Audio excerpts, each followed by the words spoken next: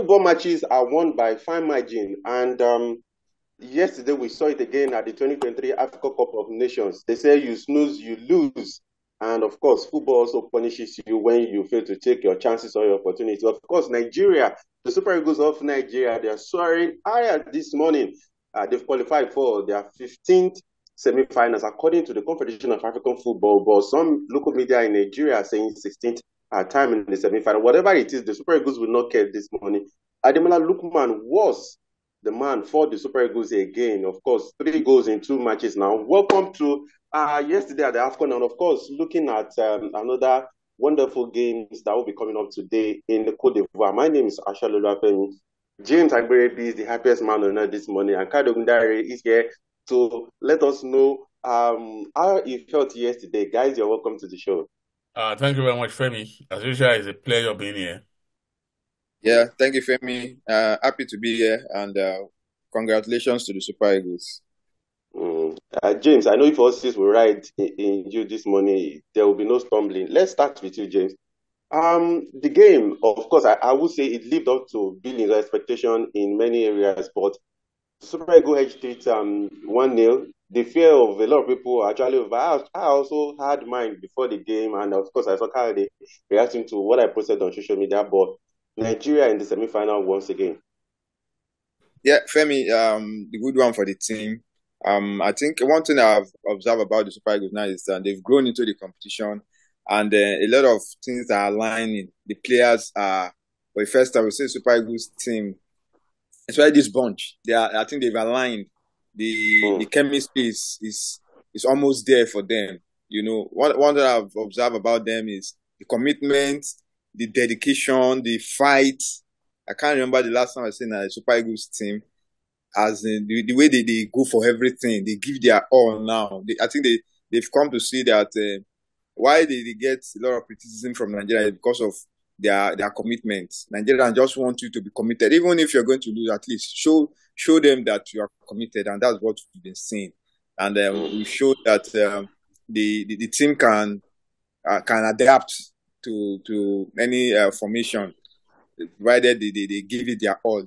We never expected them to go for a 3-4-3, and the coach has he came up with the idea that it can be flexible. And once again, I think I have to congratulate. I have to give kudos to the coach. He has received a lot of sticks from Nigerians, and I think he deserves accolade because they've shown that he can do something. And with all the criticism, thank God that it didn't affect him. He went about his work.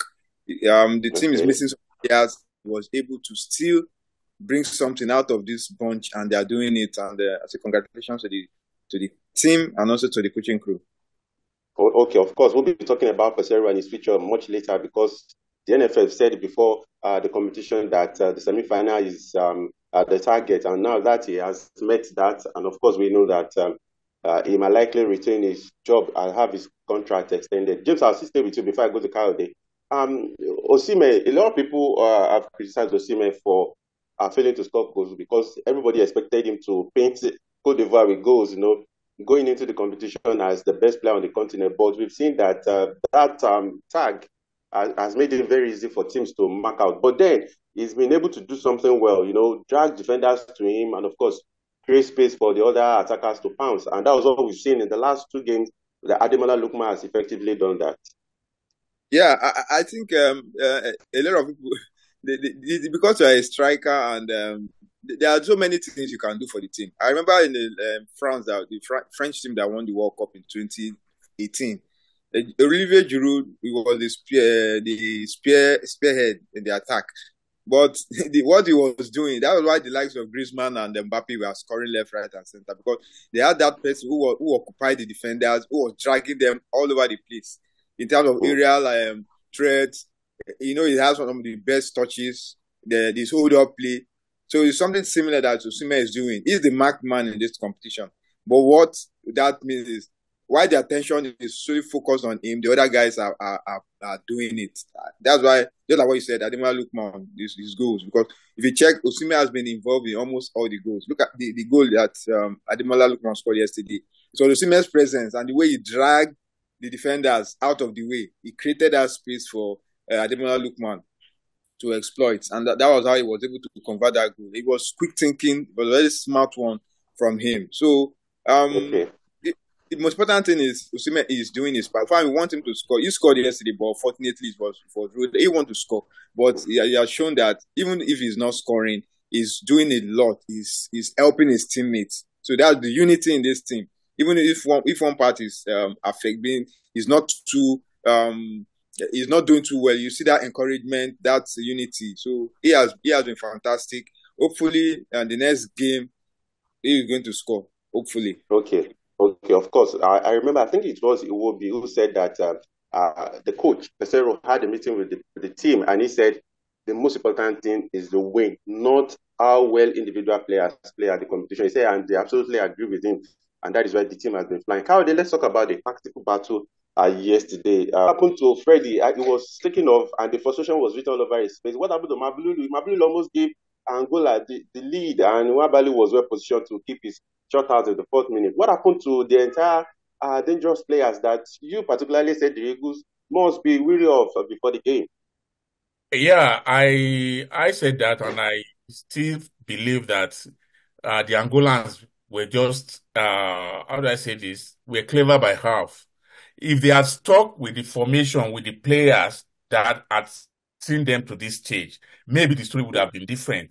But when I saw the lineup yesterday, I knew that what the coach wanted to do was he showed his attacking intent by bringing ordinarily Mabululu Gelson, Dara, and the other guy who played from the outside right would not start Dala? at the same time.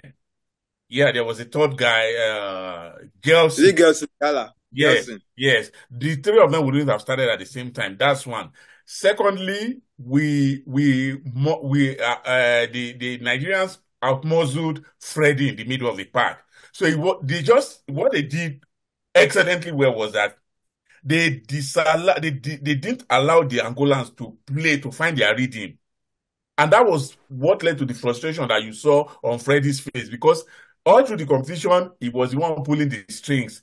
And like I said, of course, the attack is very, very, very lesser, but they hadn't played against the Nigerian defense, which had conceded 1 goal now in 5 games. Their defense had been good, but they hadn't played against the Nigerian attack.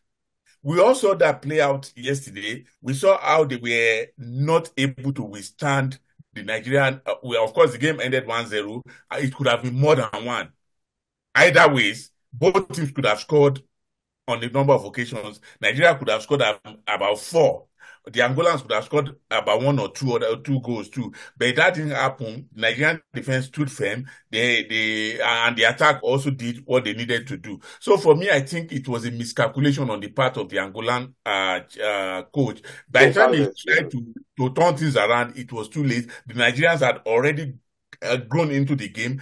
And if that game had continued, Femi, for the next 24 hours, the likelihood of an Angolan goal was very, very slim. That was how confident the Nigerian team was on the night. Okay, James, let's talk about Stanley Nwabali. It was very crucial for the Super Eagles yesterday. Remember the injury, the concerns, the worry before the game over the knee injury he sustained against Cameroon. And now he made a critical save, 2 important saves. And what stood out for me yesterday was after Alex Iwobi fumbled a particular pass in the midfield and almost led to Angola's equalizer. I remember the ball that hit the upright. He got up and screamed at Iwobi. I think that is a very good message that goalkeepers, something that we don't see Francis Uzor do often. And that is why I'm sure that is one of the reasons why Pesero must decide that Nwabali will be his first choice. You know, for me, one thing that I've come to, the thing about good goalkeepers, very good goalkeepers, is aside from the fact that you are making the saves and all, you have to let that box is your zone. You control that from their position. They see a lot of things that happen. So it's not about because you scream. It has nothing to do with maybe he doesn't maybe they beef or something, but in the heat of the action, I mean, you have to let your feelings know. That was a careless slip up because loss of concentration. And that was what led to the goal the Super Eagles considered against Equatorial Guinea. It almost played out again yesterday. That was why the goalkeeper came out to let his feelings known to because I mean they were just too slack in that position, and luckily the upright saved them. So it goes to show that as a goalkeeper, you just have to voice out. You have to talk. You have to be vocal with your defenders. And that's why you see anytime there's about to be a corner kick, you see the goalkeeper telling where to stay, who to mark. Because from his position he can see things. So that was why he went all out for Iwobi. Not as if there was anything involved, but you just have to let him be aware. That's why the likes of Vincent Yama, the top goalkeepers, that's what they do. You have to be vocal. You have to talk to your defenders. Because there's always this moment of loss of concentration. That was what I feel happened, because that was the clearest chance, apart from the one that happened in the first half, that early part. That was another clear chance that Angola had. That was just the only two very good chances that they had. So and it was just slip of concentration, and that was why he came out. So that's the difference between Wambali and Uzo is a very good stopper, but one thing he lacks is he doesn't have command of his area. That's just different. Okay, Akaude, as we leave Super Eagles Angola match, let's look at what Ebunka said after the game. That is the Angolan coach. He said he congratulated Nigeria, said they are a very good team, but he said his team could have won the game. Would you agree with that? We saw that they were limited in chances, and so an upright saved the Super Eagles at a point. But do you agree that they created enough chances to have won that game or to win that game?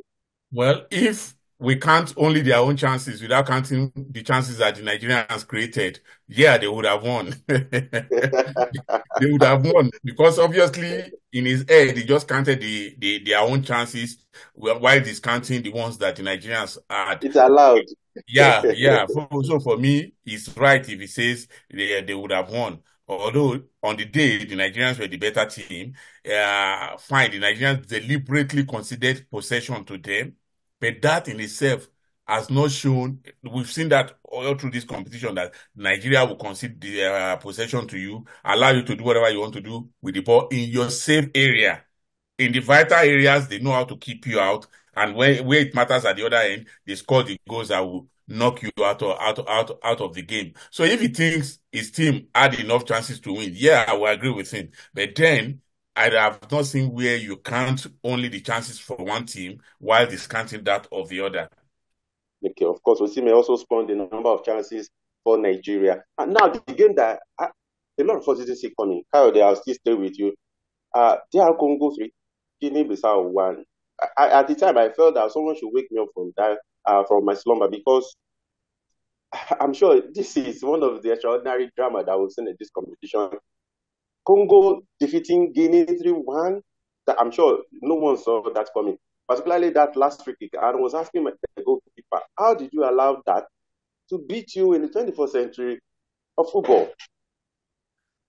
You see, even though when we previewed this game, I said it was too close to call, but we could have called the game, and we will be right that okay, it's almost a 50-50. But you see, all the three goals that the Congolese scored were as a result of criminal errors from the Guineans, and they have themselves to blame. Look at the first goal that the Congolese captain Bemba scored. It was because they failed to clear their lines at the far post. The second one, that penalty was silly, and the third one was a total error from the goalkeeper. Poor positioning from the goalkeeper. At this level, Femi, you cannot afford to make mistakes without being punished. That was what we saw play out, and that's why I always say the team that wins games at this level will be the teams that makes the fewest errors in a game. No matter what, at this stage, you're going to get punished if you do not do what is right. And that's what we saw. On another day, probably the Guineans would have done better, but three costly mistakes caused them that game. And for me, they have themselves to blame as they go home. Okay, James, let's look at the games today. Cape Verde versus South Africa. Yeah, and Kyle, and of course, you the producer, we had a few chats before we started our production today. This game, it's a game of a team that is gradually, confidently building into the competition, and a team that was initially labeled an underdog, but have also grown in confidence. James, what should we be expecting in this match today before we look at the head-to-head between these two teams? Yeah, I think fine.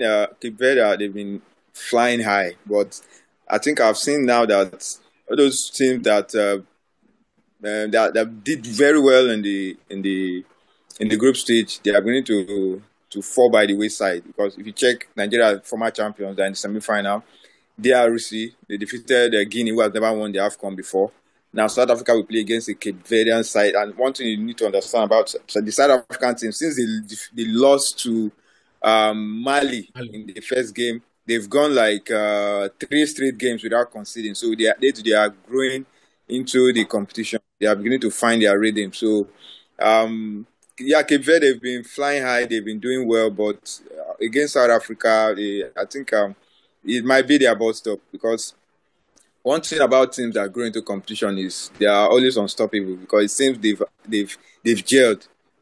I mean, for a team to go three, fine, you want to say, okay, they played against Namibia, but the most important thing is you play against what is put in front of you. I mean, and they've so far capped it up with the win against the best team in Africa, that Morocco. I mean, they took them out. So, I mean, what kind of confidence do you need again? What kind of confidence do you need? Taking out the best in Africa. I mean, so for me, to call this game, I think South Africa will take this. I think they've kind of steadied themselves after the defeat to Mali. They've been able to gather themselves, and the goalkeeper Williams have been fantastic in this competition. Has been one of the reasons why they're still in the competition. Has been superb for them, and so for me, it's going to be a good contest. But I think South Africa, with what I've seen in their last few games, I think they will take this. The occasion might overwhelm Cape Verde, because their likes, that's Equatorial Guinea and which other team, they've fallen by the wayside. I think the occasion have kind of overwhelmed them, and I see Cape Verde going that way. Okay, Kyle, it's the second time Cape Verde will be playing in the quarterfinals. In 2013, they achieved that feat. But the last time they played, they defeated South Africa 2-1. And if you look at it, the physicality and the aggression in this Cape Verdean side, it's top notch. Do you think that South Africans will be able to cope? And of course, though the last time South Africa met them was in 2005, South Africa won. The last time South Africa won against them was in 2005. It was a 2-1. But the last time these two teams met, Cape Verde had the last laugh, 2-1. Like I asked, do you think South Africa would have enough to cope with the physicality and aggression of this? I remember you made reference to the attitude of the Cape Verdeans against Egypt. Egypt scored, and immediately, almost the second string side went almost immediately equalized, and was even looking for the third goal when the Egyptians needed a draw. Yeah, I think even though these Cape Verdeans are the team I tipped to be the dark horses, and they've actually lived up to that billing. And I saw that against Mauritania in the last round, they mentally slowed down, thinking, oh, Mauritania will be easy takings for them. They struggled actually before they were able to defeat the Mauritanians. And I expect that they're going to raise their game now against these South Africans. And I just think that I will be surprised if the South Africans win this game. Femi, I'll be surprised if the South Africans win. Because So you don't agree with James then? No, I've seen this. Yeah, I do not, and I will tell you why. I've seen this the South Africans play, even though, like James said, and I agree with him on that score. The South Africans have steadily grown from the first game that they lost to Mali. They've grown against Tunisia and Namibia, and it's a very big moral booster that they defeated Morocco. That's like top marks for them. But then this Cape Verde at a team that is within their bandwidth that I think they are going to struggle against. Mark my words. I would want South Africa. I don't know. I don't have a dog in this game. In this game, for me, I don't care who wins it. But I think if the South Africans win, it will be an upset for me. That's what I It would will be an consider. upset for you. And that's how far how highly I rate the Cape Verdeans. That if South Africa actually win this game, it will be an upset because I think the Cape Verdeans have done more to be where they are than what South Africa have done. Of course, you expect South Africa to be like one of the big boys in their group and Cape Verde to be one of the weeping teams. So the Cape Verdeans have done more to be here than South Africa, if you understand my Yeah, analogy. of course. So for me, let's wait and see what happens. But I think the Cape Verdeans have a slight advantage over South Africa. James, let's talk about the last game of the day. The host, remember how Cote d'Ivoire got the journey, got a lifeline from I think Morocco, when Morocco beat Zambia. Now let's look at it. They'll be playing Mali, and we heard that local fans of Ivory Coast, they are not happy with Mali because they failed to beat Namibia in their Group E final game. Meaning it was one of the things that put them in a very tight corner. And they are saying this game is a game of revenge. But let's look at it, James. Mali, 11 matches unbeaten. How do you think the Ivorians can do it once again? Can they repeat the feat they did or they achieved against Senegal once again? I mean, I won't be surprised if Ivory Coast has gotten to their bus stop. The game against Senegal, they needed to win that game to appease the fans to got the second chance they got. So they had to they gave everything. So I don't know whether they still have I don't know what's left in the tank for them. So they still play under pressure. If you watch that Ivorian team, the pressure is so visible on the players. Don't think it's because they are playing in front of the home fans? The pressure is there, and for me, this is not the best Ivorian. I've seen a lot of Ivorian squad. That this is not one of the best. I mean, they just managed to qualify from the group stage because of Zambia lost to Morocco and some other results. So that was why they are here, and they played against a careless Senegalese side. So to me, they just found themselves here out of luck. So I don't know how far that luck is going to take them. They're going to play against a Mali side that is steady, that has been doing well. So, like I said, that pressure again will still be there, So I don't know how they're going to go, but like I said, I won't be surprised if they finally got into their bus because they've not really proven any. The game against Senegal, they just had to, when somebody is facing adversity, that's when you know how good you are. That was what they did against Senegal. They just played 150%. They gave 150%. So I don't know the kind of percent they're going to give out in today's encounter. Like I don't see the Malians being that too easy for them. It's not going to be easy. They're going to struggle, and like I said, I won't be surprised if they've gotten to their bottom. I mean, the Ivory Coast. Okay, Kyle. Lastly, we saw how Mali got to this place 2-1 defeat, 2-1 victory over Burkina Faso in the round of 16. But if you look at it head to head, before I go to that, let me tell you that pundits are tipping Cote d'Ivoire to win 3-1, though you say you want Mali to win this time. But head-to-head between these two teams, Mali, they've won once, drawn twice, and they've lost twice in 5 meetings with Ivory Coast.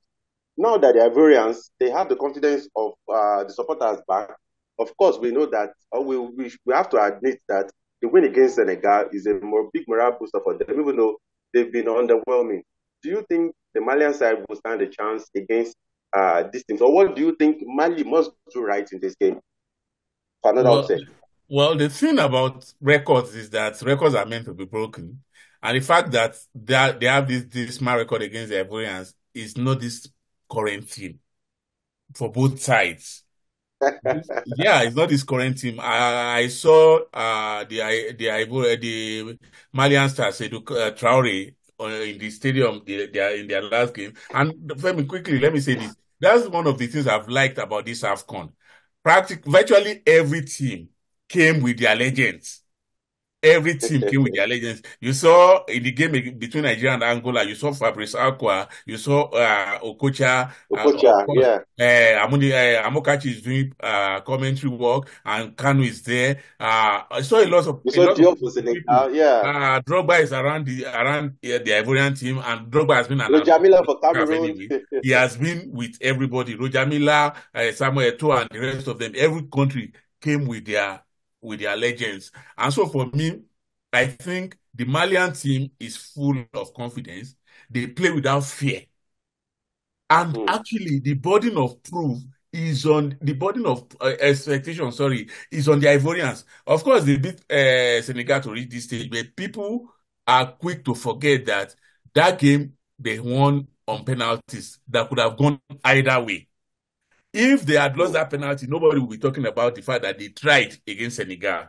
So they are here now. They have to do it all over again. Of course, the fear I have for them is that they had to raise their game because they were of the high profile team they were playing, the Senegalese last time. Would they find the same motivation against Mali, or they would have mentally thought in their head that Mali will be small fry compared to Senegal. Senegal. And before they know it, they will be down by 1 or 2 goals, which will make it virtually impossible for them to come back. I still am not convinced that this team is strong enough. But Femi, the thing here is the power of the fans could see things going their way, because I have, since South Africa 1996, I've learned never to underrate the home support.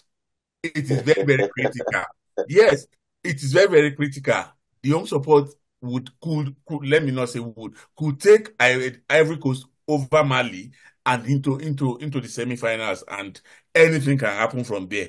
But what I would want honestly, Femi, let's be honest, from a footballing point of view, I would want the Ivorians to go as far as the semi-finals, because, and this is a big because, the more they stay in the tournament, the more they will sustain local interest in the competition. And apart from the fact that this competition has probably witnessed the most number of spectators, it has witnessed the most number of goals in AFCON history. It has even the viewership across the globe. This has been the most successful AFCON. So I want this to be sustained further, at least until the semi-finals, when one other team could just knock them off. But I think at this stage, if they are able to get beyond Mali, I think they would also get beyond Congo. To the So final. that's why, and why shouldn't they, if they actually deserve to be there? But I'm not sure I will put my money on Ivory Coast to beat this Mali, not this All Ivory right. Coast Okay. team. Okay. Of course, this 2023 African Cup of Nations ticks all the boxes. All the boxes you have there, it ticks all. Thank you so much, guys, for your analysis, for your thoughts on the show today. Thank you. Thank you very much, Femi. See you tomorrow. Yeah, thanks, Femi. And once All again, right. congrats, Tigers and the RC. Okay, all right. So today we have Ivory Coast taking on Mali, and then we have Cape Verde versus South Africa. So tomorrow, of course, we will know who your team or your favorite teams will be playing. Of course, Nigeria will keep an eye on Cape Verde versus South Africa. South Africa, if they are able to make it to the semi-finals, that is going to be another rivalry renewed for the Super Eagles of Nigeria. So we see you all tomorrow, our fans across the world. Thank you so much for your support, for your company, and for everything that you've done to support Sports Africa. We appreciate you. Please don't forget what has interested you the most in this competition. Please put this in the comment section. Let's read through, and of course, perhaps we can even say a few of them on the show. We'll see you all tomorrow when we come to review the matches that will be played today. I remain Ashalolo Afemi. Have a fantastic weekend wherever you are. Bye for now.